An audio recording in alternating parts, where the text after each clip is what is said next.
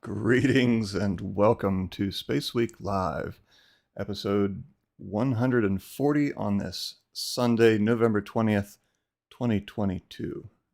Here we are.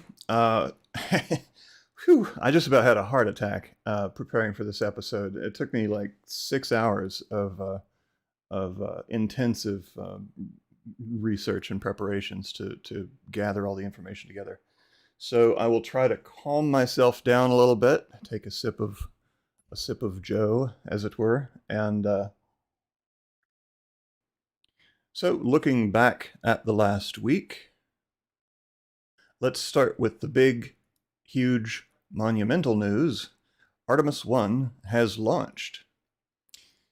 So the Artemis 1 mission, if you're somehow have been living under a rock and are not familiar, is the first in a series of long-awaited missions to get humans back to the surface of the moon. Artemis 1 is a vehicle test of the SLS, the Space Launch System from NASA, and the Orion spacecraft, which is currently unmanned, uncrewed, but in Artemis 2, the next mission will contain a crew. So Artemis 1 is to test the rocket and the crew-capable spacecraft. It's going to fly out to the moon, enter what they call a distant retrograde orbit around the moon. Retrograde meaning it's orbiting in the opposite direction that the moon is orbiting the Earth. And it will remain in lunar orbit for a couple of weeks, 2 to 3 weeks, something like that. And then it will return to Earth and splash down in the ocean, just as if it had a crew on board. It will not land, and neither will Artemis 2. Artemis 2 will launch in a couple of years. It's currently scheduled for 2024, and it will contain a crew, but they also will not land. They're going to orbit the moon in a similar fashion to Artemis 1, just like with the Apollo program. First they got the crew into orbit, then they circled the moon, and then they finally landed on the moon. So it won't be until Artemis 3 in approximately 2025, unless there are delays, that we actually have boots on the ground. But the Artemis 1 launch began with the fueling of the rocket last Tuesday, November the 15th, in the afternoon. Now, they had encountered numerous problems with hydrogen leaking during the fueling of the rocket in previous launch attempts. And then they experienced subsequent delays from Hurricanes Ian and Nicole. They had to, for Hurricane Ian, they had to roll the rocket all the way back from the launch pad to the vehicle assembly building, which incurred multiple weeks of delay. And then, fortunately, they made the decision that a rollback was not necessary for Hurricane Nicole. But and so Nicole only delayed the launch by a couple of days. But starting last Tuesday afternoon, they began with a kinder, gentler, I think is what they called it, approach to fueling the rocket. They fueled it slow and steady, thus mitigating the leaking problems they had been having previously. They were putting too much pressure on the system, and because hydrogen is a very small molecule, it leaks through just about everything. And so if you have it under pressure, it's going to squeeze out through all the cracks. And so they did fuel the vehicle successfully. And at 1:04 a.m. Eastern Time on Wednesday, the 16th, they launched. Let's check that out. On its maiden voyage to the moon. Launch team can no longer recycle the count. Sound suppressor water now 15. Flowing under the ML. And here we go. 10. Hydrogen burn-off igniters initiated. 7, 6, 5, 4. core stage engine start. 3, 2, 1. Boosters in ignition. And liftoff of Artemis 1. We rise together back to the moon and beyond.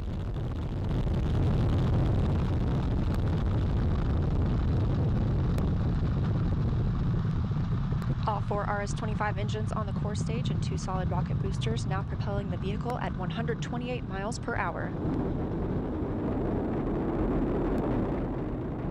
Hearing good control on the roll. So lots of familiar YouTuber names. What About It, Everyday Astronaut, and others were, and Red's Rhetoric and others were on site for the historic launch. And the reports from the ground were that it was incredibly powerful. Like these people had seen many launches before, but nothing like this. Felix of What About It said that he could literally feel the air moving in and out of his mouth from the pressure of the launch a few miles away from his location. So you know what, Corley, you are exactly right. The launch was delayed a few minutes. It wasn't 1:04 a.m. It was 1:47 a.m. Eastern time. Yeah, I had forgotten there was a short delay. Normally, I don't stream launches that are late at night in my time zone, which is the same time zone as Kennedy Space Center Eastern time. But I wasn't about to miss this one. If it had launched at 3 or 4 in the morning, I still would have streamed it. So it was a gorgeous launch. The rocket performed perfectly. And coming up soon here, we should see the booster separation. So if you're not familiar, the SLS rocket produces a total of 8.8 million pound-force of thrust at liftoff. Now, the majority of that is provided by the 2 solid rocket boosters, which are essentially the same type of rocket. There we have boosters separating from the core stage.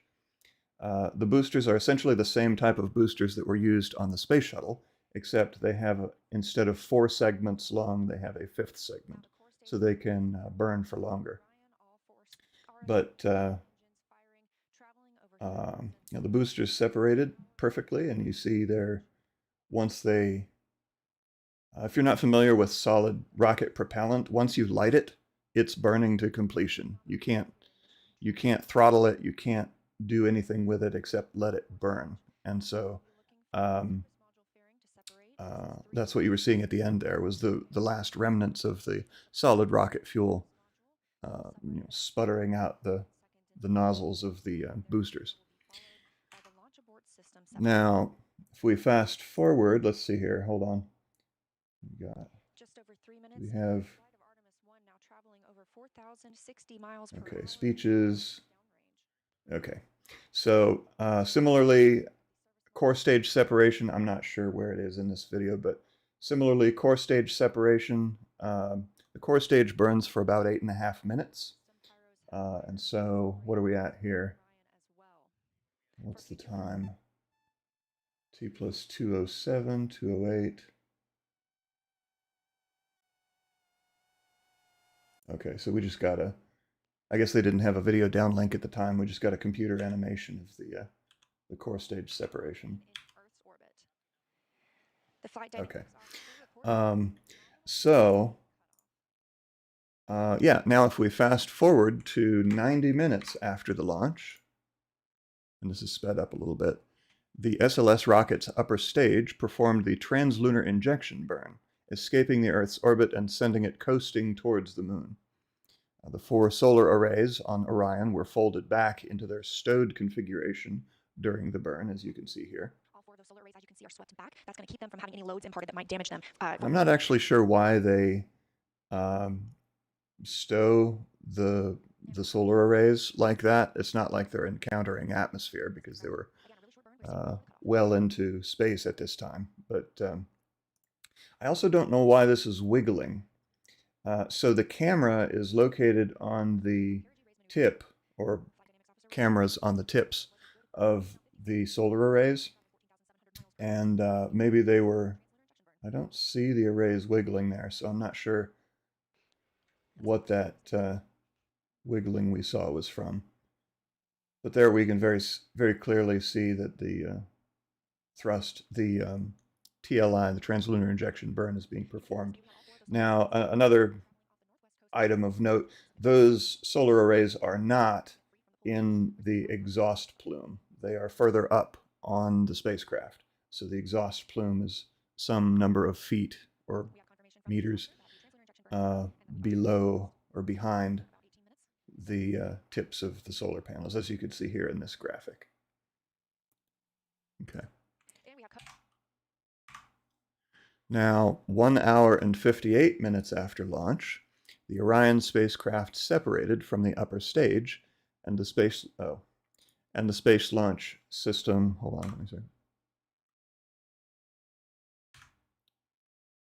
Okay, and the space launch system rockets, and the space launch system's rocket's job was. Let me rephrase that. The space launch system rocket's job was done. I have to get the right possessive. There aren't more than one rocket. So then 9.5 hours after launch, Orion beamed back some beautiful and historic images of Earth from a distance of about 57,000 miles or 92,000 kilometers. The first time that Earth had been imaged from a crew-capable spacecraft beyond low Earth orbit in 50 years. Not since Apollo 17 in 1972 have images like this been beamed back to Earth from a crew-capable spacecraft. And in that view, you can see some of the little RCS thruster nozzles and the other thruster nozzles on the bottom, the business end of the Orion spacecraft. Here we have a view of the inside of Orion with the moonikin, as they call it, dummy in the Artemis spacesuit, or the flight suit, on the left in the seat there. You can see one of the windows that our crew members will have the opportunity to look out from once they make their journey to the moon. And let's see. So yeah, again, they have at least two, I think. I'm not sure if they have four, but they have at least two cameras on the tips of those solar array wings, quote unquote. So the solar arrays are kind of like very expensive multi-purpose selfie sticks. And that's the Artemis footage we got this week. Obviously, the mission is continuing, and I'll talk more about that later in the upcoming part of the broadcast. But for now, that is all we get to see from Orion. If you want to track Orion in real time, that is the Orion spacecraft from the Artemis 1 mission, just search for Artemis Tracker, and NASA has a page where you can view a rendering of the spacecraft with the Earth and the Moon and the Sun all positioned appropriately, so that, and with telemetry data, so that you can see the relative speed and distances of the spacecraft from Earth and the Moon.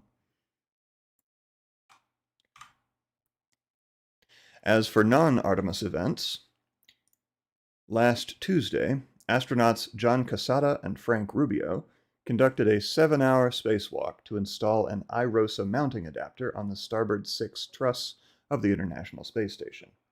Now, the iROSAs are the ISS rollout solar arrays. These are the new solar panels, high efficiency, that have been gradually installed kind of half over the top of the legacy solar arrays on the ISS over the past couple of years. And there are a few more iROSAs to be installed. And so what they were doing was installing the mounting bracket, basically, that the iROSA will attach to. The spacewalk started more than an hour later than was scheduled, which is a little unusual, I think due to some spacesuit issues, but those got resolved and they didn't have any further complications. just about 50 minutes behind their scheduled. Also on Tuesday, a Chinese Long March 4C launched the third batch of 3 Yaogan 34 remote sensing satellites from Jiuquan Satellite Launch Center.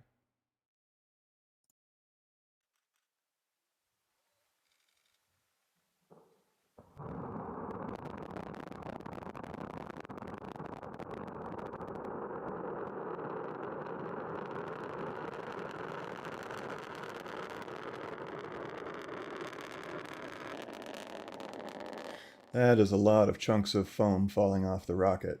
And once again with, oh hey, there was the moon. And once again, as with so many of these Chinese launches, they have insulating foam on the outside of the rocket that just dramatically falls away as it's launching. Wow, they have some slow motion here. I guess they liked the foam too. On Wednesday, a Chinese Series 1 rocket, that's CERES, is in the astronomical body, launched from Jiuquan with 5 Jilin 1 Gaofen 03D commercial remote sensing satellites.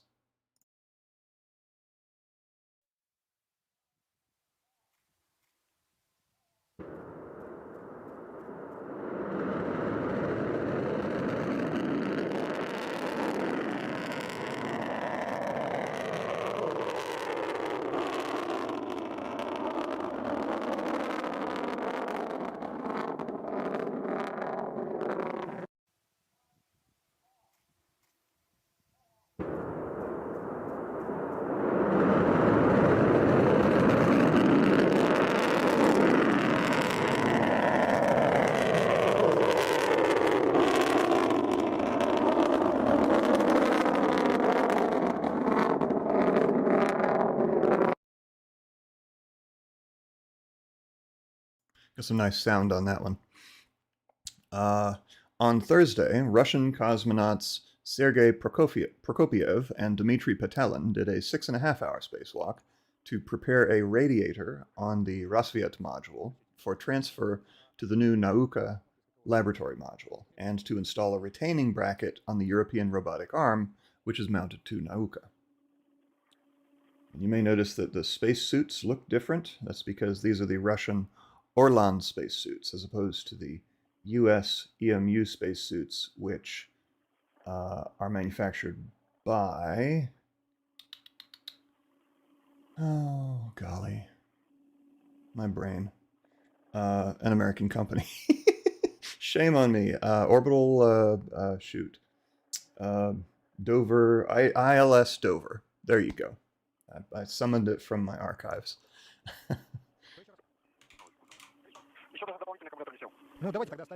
They had some beautiful views during the spacewalk, but unfortunately the spacewalkers themselves are typically so focused on their work that they don't have much opportunity to look around and smell the roses, as it were.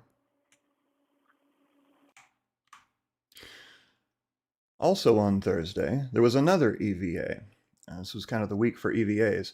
Chinese taikonauts Kai Shuzhe and Chen Dong performed the third EVA of their Shenzhou 14 mission aboard the Chinese space station. Utilizing both of the CSS's robotic arms, connected together in order to reach their work site. Inside the station, Liu Yang controlled the robotic arm. Let's see, there you saw a very brief video of the robotic arms connected together. Also on Thursday, ABL Space... Oh, my bad. There we go. Also on Thursday, ABL Space Systems attempted the first launch of their RS-1 rocket from Kodiak Island in Alaska, but an auto-abort was triggered during ignition. They safed the rocket, and they will try again this week.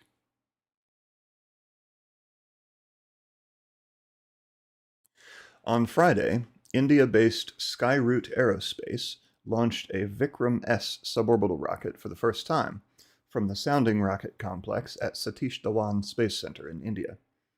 Vikram-S is a prototype for the larger Vikram orbital rocket still in development. This was India's first private space launch. They've had numerous ISRO launches, but this was the first private one. Vikram S reached an apogee of 50.6 miles, or 81.5 kilometers.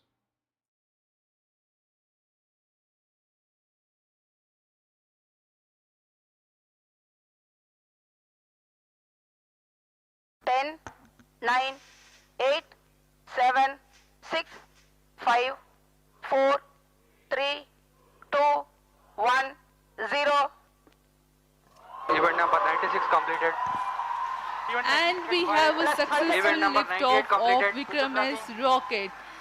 I think I should be able to show you the jubilant environment here at the P3 Mission track. Control Center, where the entire team is celebrating the launch and the spin stabilized rocket. The views from the launcher camera. Holy cow, I had not actually seen this video before. That is some serious spin stabilization. Oh my gosh. So she did say spin stabilized rocket. That looks rather violent to me. But here, let's see. Maximum aerodynamic loads will occur. Just to remind the viewers, this is an aerodynamically stabilized vehicle. At 20 seconds flight time. Oh, so I guess they're reassuring us that that spin is intentional, but wow. That's so much more than a roll program. So congratulations to Skyroot Aerospace on their first commercial Indian rocket launch. Now at the altitude of 66 kilometers. Now we are in the midst of, okay, so that wraps it up for the coverage of last week's events. Now, looking further back into the annals of space history, we're in the midst of the 53rd anniversary of the Apollo 12 mission. Today is November 20th. On that date, in 1969, the lunar module Intrepid ascended from the ocean of storms on the moon's surface after having been there for 31.5 hours. 7 hours 45 minutes of which were spent outside the lander on 2 separate EVAs. Aboard were astronauts Pete Conrad and Alan Bean, while Richard Gordon had remained in the orbiting command module. The lunar module redocked with the command module 3.5 hours after liftoff. 27 hours later, they left lunar orbit on their way back to Earth. Almost exactly 3 days later, just a few minutes off, on November 24th, they splashed down in the South Pacific. Today is also the 24th anniversary of the launch of the first International Space Station segment, the Russian Zarya module, which launched from Baikonur Cosmodrome on November 20th, 1998, atop a Proton K rocket. Zarya is still attached to the ISS and is now primarily used for storage. If Zarya were a person, they would be finishing their master's degree right now. It took 13 years from the launch of Zarya to finish primary construction of the ISS, though the space station is continually being upgraded and tweaked, as we can see by the current installation of the iROSA solar arrays.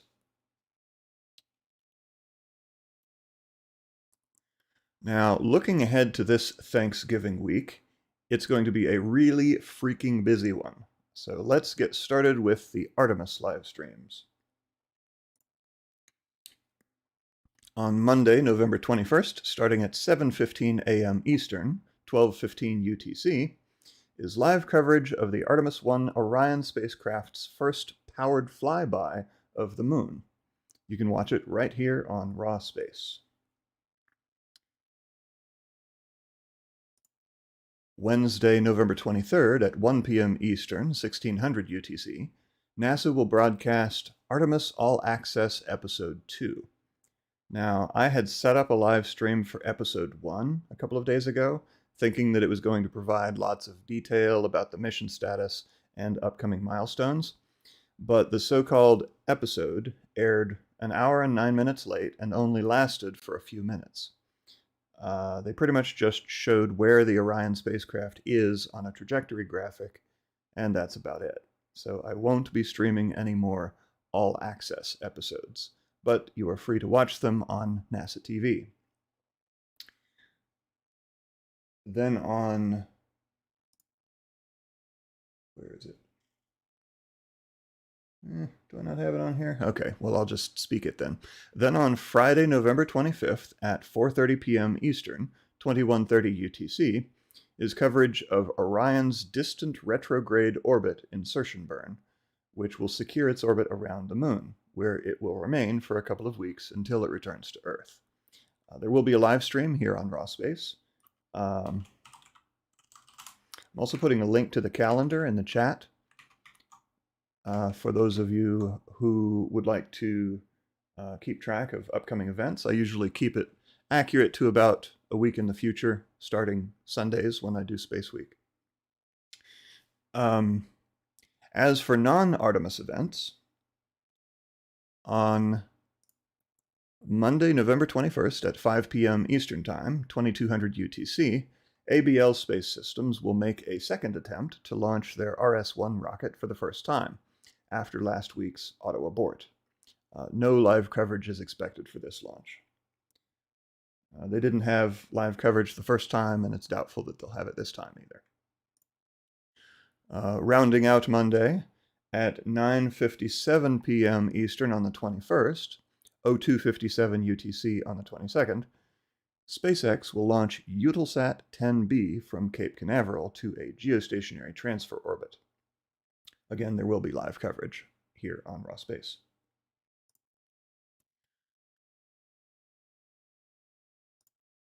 Tuesday, Tuesday, November 22nd at 3:54 p.m. Eastern, 2054 UTC, a SpaceX Falcon 9 will launch from Kennedy Space Center with the CRS-26 Dragon 2 cargo mission to the ISS. I'll provide a 4K live stream of the launch for you here on Raw Space.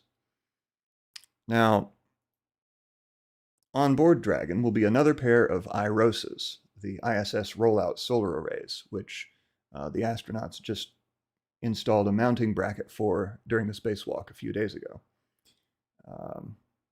Let's see. So the bracket that the mounting adapter that they installed this past week was on the starboard 6 truss, but these IROSs will be destined for a different location, the starboard 4 and port 4 trusses. But those are next week, not this coming week. So I'll cover that more later. The solar arrays, the IROSs, will be stored in the Dragon's trunk, which is the unpressurized cargo area inside the bottom cylindrical section of Dragon, with the solar cells on the outside. That's where Dragon gets most of its power. Whereas the Dragon capsule, the re-entry capsule, is powered by batteries. Before re-entry at the end of its mission, the trunk section gets jettisoned, allowing the heat-shielded capsule to re-enter on its own, and then the trunk just burns up. In addition to the usual supplies, food, and maintenance equipment, Dragon will also deliver the Artery in Microgravity graduate student experiment from the European Space Agency as part of their Orbit Your Thesis program. A number of CubeSats will also ride along, including TJ Reverb, a high school student experiment to test iridium with passive magnet stabilization, whatever that means. OrcaSat for the precision photometric calibration of major astronomical observatories, such as the Rubin Observatory in Chile and Pan-STARRS in Hawaii. Mario, or the measurement of actuator response and impedance on orbit, which will characterize the performance of piezoelectric actuators and health monitoring systems in low Earth orbit conditions. NutSat, which is a systems engineering training and commercial aircraft safety tech demo. And LORIS, the low orbit reconnaissance imagery satellite from Atlantic Canada, which will take photos for studying and monitoring shorelines and ocean life. Dragon will arrive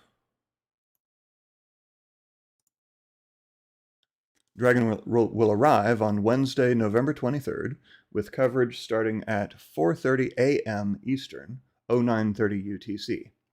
Unfortunately, that's too early for me to stream it, so you can catch the live stream on NASA TV if you wish. Docking is scheduled to take place about 90 minutes later at 5:57 a.m. Eastern, 10:57 UTC. It will dock to the Harmony module's zenith, or space-facing port, so we should see some sweet footage of ISS as it circles around to the top side.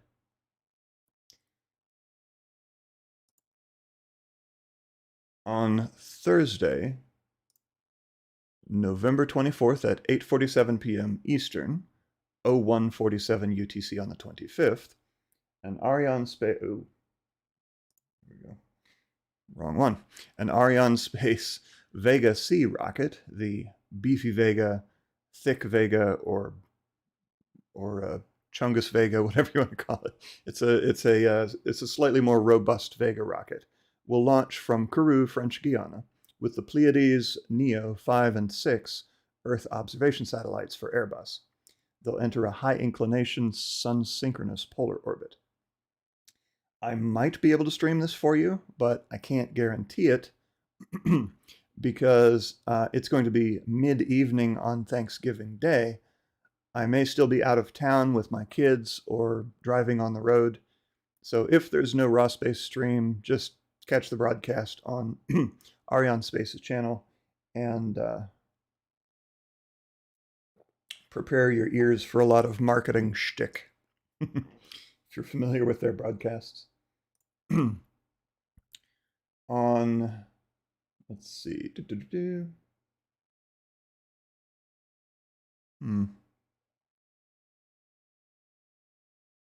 Okay. On Friday, November 25th, starting at 6 a.m. Eastern, 1100 UTC, is coverage of another Russian spacewalk, this time to actually move the radiator that they prepared in the previous spacewalk from the Rassvet module to the Nauka module. And spacewalk should start shortly thereafter and last about 7 hours. Then on Saturday, November 26th at 1:26 a.m. Eastern Time, 06:26 UTC, an Indian PSLV rocket, that's the Polar Satellite Launch Vehicle, will launch the OceanSat-3 Earth Observation Satellite, also called EOS-6, into a sun-synchronous orbit. You can watch the live stream on ISRO's channel since at 1:26 a.m. I will be asleep at the time. Now, we actually have an event in the morning of the following Sunday. So either next Sunday, November 27th at 4:17 a.m. Eastern, 09:17 UTC, or next Monday, November 28th at 3:46 a.m. Eastern, 08:46 UTC. I have different times because the different launch schedule websites have conflicting information. They can't seem to agree on a date and time for this launch, so stay tuned for the final details as the date gets closer. SpaceX will launch Hakuto R Mission 1, a Japanese commercial technology demonstration lunar landing mission that was originally intended to compete for the Google Lunar X Prize, but was not ready in time for Google's March 2018 deadline. The landing site will be Lacus Somniorum, also known as the Lake of Dreams. On board the M1 lander will be multiple commercial and government payloads, including 2 rovers, Rashid from the United Arab Emirates and a Japanese rover. Now, normally I don't stream launches at 3 or 4 in the morning, but I will try to stream this one since it's a cool moonlander mission. However, if I'm unable to, if there's no raw space stream, or if I sleep through it, just catch the launch on SpaceX's channel.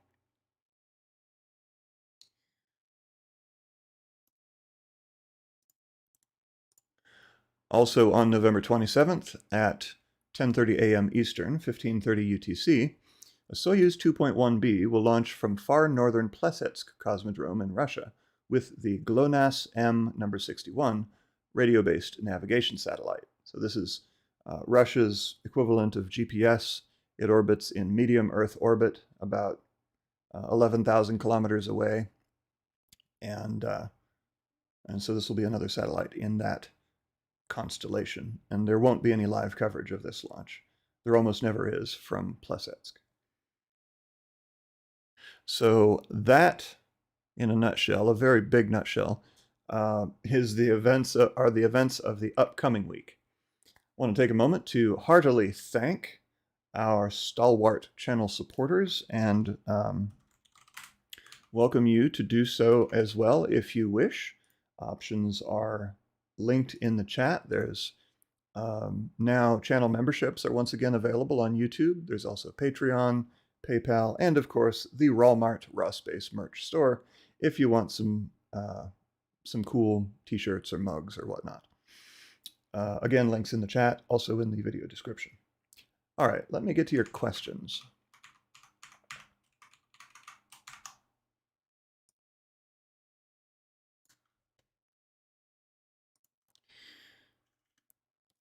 Very good. And special thanks, as always, to Chris V for ensuring that that the tagged questions get collated so that I can address them at the end of the show, so I don't have to search through pages of chat.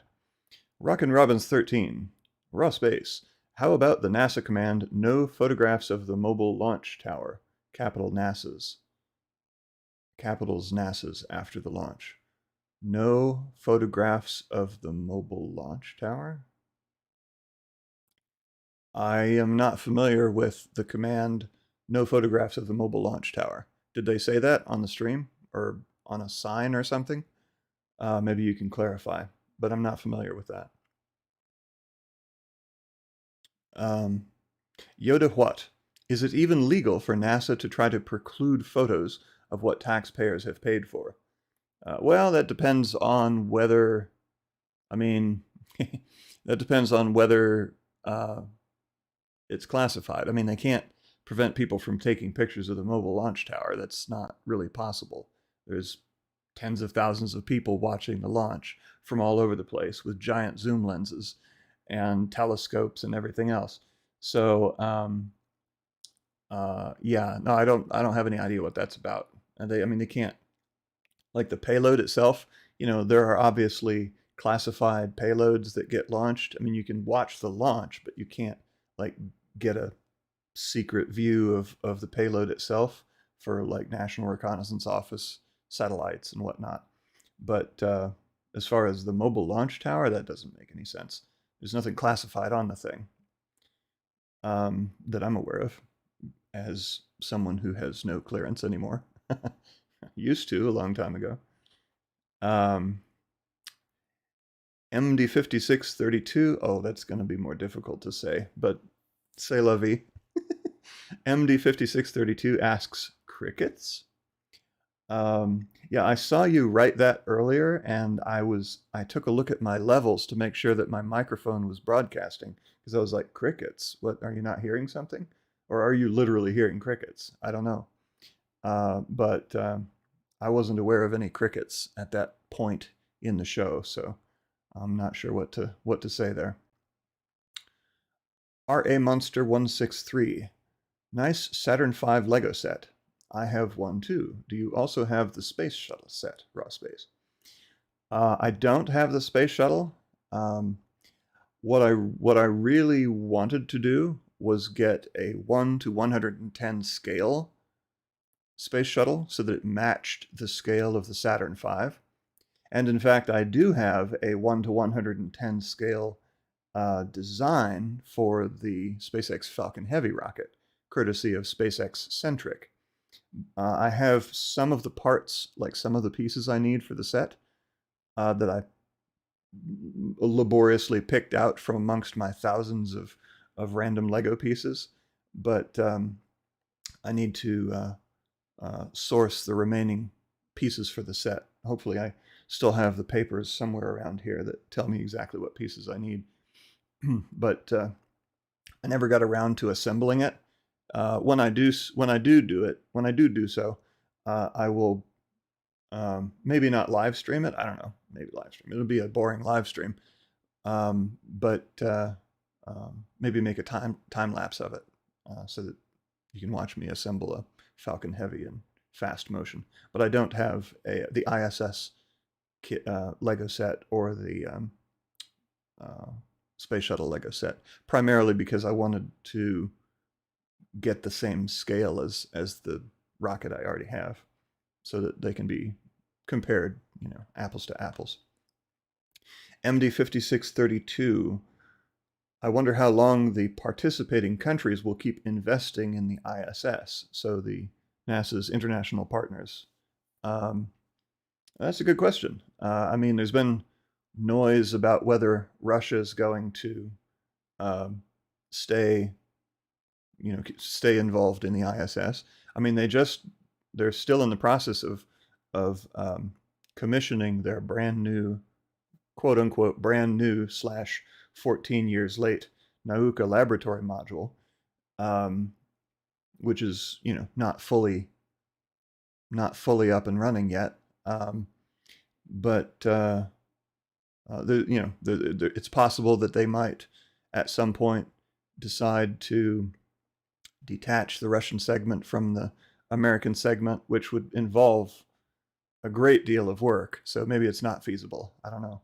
I'm not personally familiar with all of the I know there's like big cords and wires running between the modules from the US side to the Russian side, and I don't know what all is connected on the outside, but it's conceivable they could reuse their existing modules for a separate Russian space station rather than starting from scratch. But who knows? As for the other countries, well, I guess it depends on whether there is a continued public interest in spending public funds to support these projects. And if we do establish a permanent presence on the moon, as NASA keeps saying we will, then it remains to be seen as to if we do establish a base on the moon with the orbiting gateway, the lunar gateway station, will attention, interest, and funding then be sort of diverted away from the old ISS? Who knows? I guess time will tell. Maria C. Kutujan says, Hola. Hola back to you, Maria. Any photo of moon from Orion spacecraft? I haven't seen any photos of the moon from Orion. I mean, it's well over halfway there. It's almost all the way to the moon at this point. And as I mentioned earlier, we'll be flying by the moon tomorrow morning. But, whoopsie. Oh. But as far as photos of the moon, I'm sure that NASA has photos of the moon. I'm sure they haven't just been ignoring the cameras on Orion. But for some reason, NASA's coverage of this incredibly important, incredibly delayed, and incredibly expensive mission called Artemis 1 has been sparse. Like, they had a big show around the launch, but ever since the end of that broadcast, shortly after the launch of SLS, there's been very little. I mean, there was just a very brief piece on. I mean, they've been showing like documentaries about the moon and information and things like that, but not like live coverage of what's going on with Orion right now, except for again, basically a heads up as to where it is in its trajectory, which was the All Access episode 1 that was just a few minutes long, and then the sneak peek about the upcoming powered flyby of the moon, which was informative. But yeah, in any case, I'm sure NASA has pictures, but if they have been sharing them with the public, I haven't seen them. Now, with that said, I've been kind of busy and I haven't been trawling the NASA Artemis website for new content. So if you go to their website, you might find something. But good question, though. MD5632 says it's 2 busy weeks for spacewalking. Yeah, sure is. We had 3 spacewalks this past week. We have another spacewalk this coming week, and then another. We have spacewalks like every week for the next, I don't know, 3 or 4 weeks, something like that. MVM Motovlog Music. You're so right regarding the Artemis coverage. Okay, thank you for the support.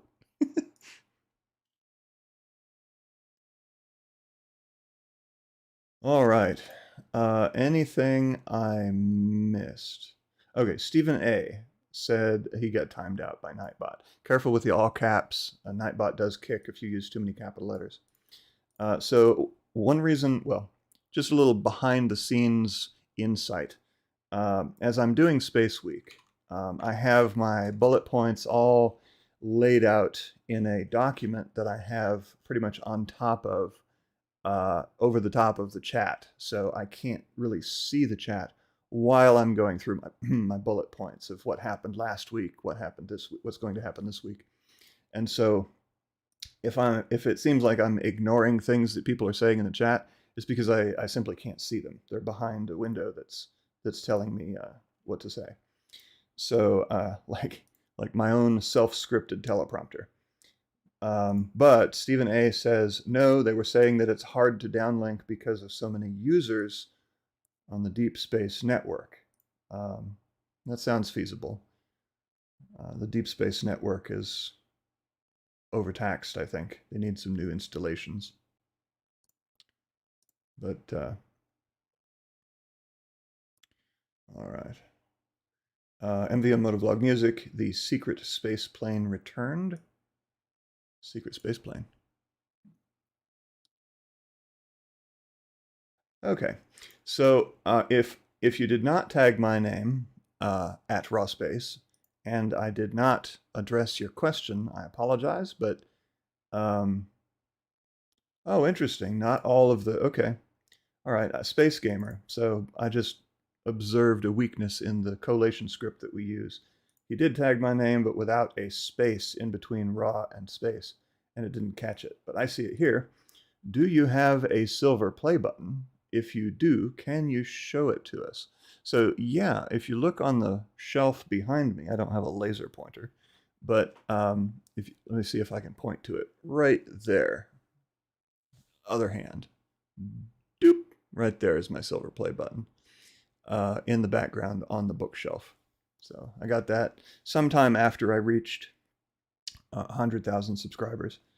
And it's one of those things where it's like a don't call us, we'll call you. You can't request it from YouTube. You just have to wait until they offer it to your channel. And then you need to jump on the opportunity and then submit your shipping information. And then at some point, at some time later, they'll send it to you. It actually didn't take, I mean, it took them a few months to offer the play button to me. But once I received that offer and then replied to it with my shipping information, they shipped it to me within just a couple of weeks. It was pretty quick. Oh, Marcio Cumplido is saying the launch tower melted. Oh my gosh, what? I hope that's not kidding, because, I mean, I hope that is kidding, because if the mobile launch tower was severely damaged, then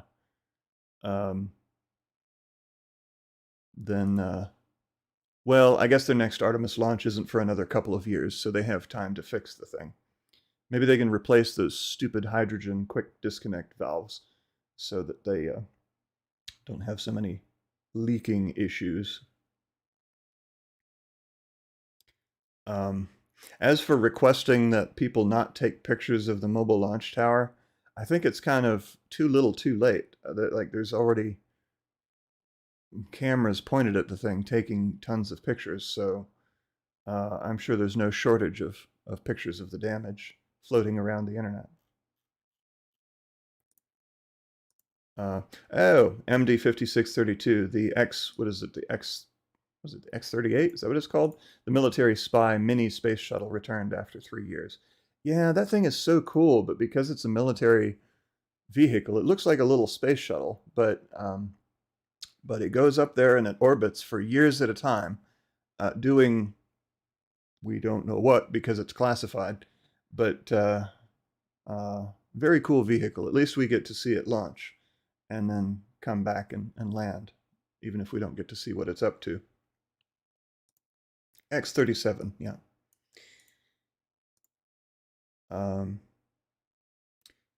All right. So that looks like it will wrap it up for this very intense Space Week. There was a lot of ground to cover, but we got through it in one piece, I think. And thank you all so much for coming. And I look forward to seeing you in the next live stream. And if not that, then in the next week's Space Week. So keep it raw, and until next time, bye-bye. And may the Bennu be with you. Also, happy Thanksgiving for those of you who celebrate that later this week.